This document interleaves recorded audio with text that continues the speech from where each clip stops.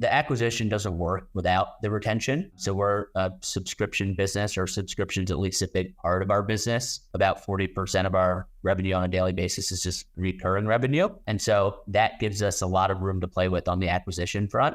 Where we found, and this isn't going to be like the most exciting answer for your audience perhaps, but like Meta is the most efficient use of our incremental dollar still to this day.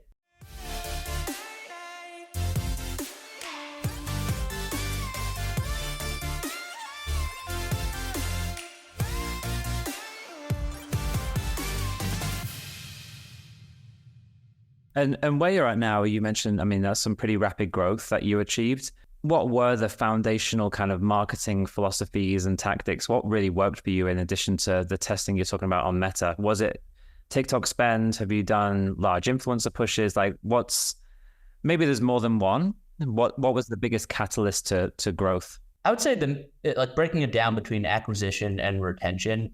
The acquisition doesn't work without the retention. So we're a subscription business, or subscription's at least a big part of our business. About 40% of our revenue on a daily basis is just recurring revenue. And so that gives us a lot of room to play with on the acquisition front. Where we found, and this isn't going to be like the most exciting answer for your audience perhaps, but like Meta is the most efficient use of our incremental dollar still to this day. Not like we're super scaled. We probably have a few $1 million a month until we start to hit that ceiling and need to start optimizing for even other objectives on Meta before we even think about other channels. And yeah, we test in a little bit to like TikTok, and we of course play on Google, but Meta really is the major engine of acquisition growth today. I actually don't think that is a really boring answer, because I actually think, and I've spoken about this with multiple people on the podcast, and we see this time and time again, channel diversification. It's good to be testing, but we see time and time again for e-com DTC brands, you know, your bread and butter is often going to be Meta and Google. And you got to be really careful. Are you diversifying because there's an opportunity, or are you diversifying because you just haven't figured the channel out, right? And they are two very different scenarios. Like saying Meta doesn't work and therefore I'm going to go and try a different platform.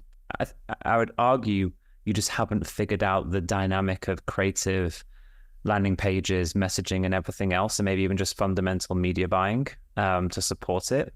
So I think that's a really good reminder, actually, to people listening that Meta does still work. You've got to find the variables for your brand that are going to work on the channel before thinking channel diversification is going to solve all my problems because Meta's not working for me anymore. Right. And there's some products where the physics of that product or that brand don't necessarily lend itself super well to Meta today. Mattresses being a pretty good example. Like you have to have pretty high intent. It's not like you just see a Casper ad today on Meta randomly cold and go buy a mattress. Back in 2015 when CPMs were, very cheap, that math did work. But today, given how expensive everything's becoming, like, yeah, mattresses, the customer's already in the funnel for some other reason from demand not created on Meta. And so those brands invest in Google and other kind of like research-driven, search-driven channels. But for brands that like, if your product has the characteristics that it should work on Meta, I would go as far to say that like, if it doesn't work on Meta, you have pretty big issues. It's not like you're going to be able to take that to TikTok paid and be able to scale that on TikTok paid. Yes, you may be able to scale it on TikTok organic for whatever reason, but on TikTok paid, if it's not scaling on Meta, likely will not be scaling on TikTok paid. Yeah, agreed.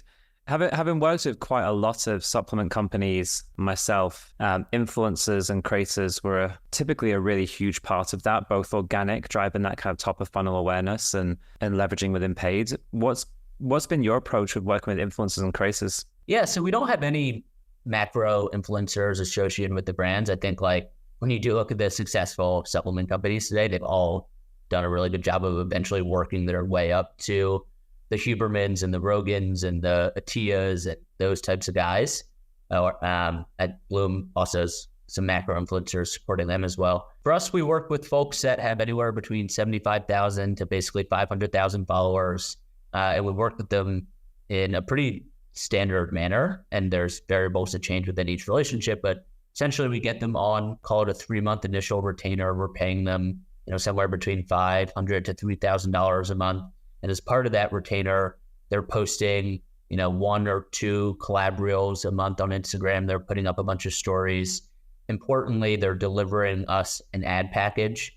So this is content that doesn't need to go up on their feed, but is content created with the express purpose that we're going to have an editor cut it into an ad that's optimized for Meta. And so we're basically able to amortize that monthly retainer costs across a bunch of different marketing activities, whether it's in-feed posts, stories, paid performance creative, affiliate, all these different things. And so that's been our approach. We probably have like 15 to 20 people active at any given time, actively producing content. We're constantly testing new people and people that generally connect with. We try to use that as a lever to testing into new populations of people. So we'll have Brian Mazza, who's like a hybrid athlete, really speaks to kind of that 38-year-old guy that's aspirationally wanting to get in shape. Or we'll have, a Nikki Font is one of ours, who's maybe a 24-year-old gym girl that kind of her entire life is geared around wellness and gym routines and the supplements that she's taking. So yeah, it's an interesting way to kind of test into populations and where we should double down on creative. How much do you provide detailed scripts and scopes and shoot this in this way and say this and say that versus you've got creative flexibility because we're going to chop it up and edit it in our own way post anyway for the use within ads? Yeah, the latter. We obviously send an FAQ to folks around main talking points, but essentially we say, you're the creator. We know your audience is going to resonate with. We don't want this to come across as inauthentic. And honestly, if we have a script and we send that to 10 different people, we're going to get back content that's not that diverse. And so we'd rather kind of that diversity of content give us a bunch of different angles that we can then cut into ads or content. Yeah, makes sense. There's 2 sides of the coin on that one. It seems, from what I see, different marketing teams and marketing people talk about, whether it's you need to be really prescriptive and say this, say that, otherwise the quality is not going to be good. I think that's probably more so for mass creator versus where you're working with consistent people over time, and the vetting process is a bit different when you're holding people onto retainers, as you mentioned you are. Yeah, if I'm paying $60,000 for one Instagram post with a macro influencer, I'm going to want to have a little bit more creative control than a creator that I'm getting, a few deliverables of content a month from. Yeah, exactly.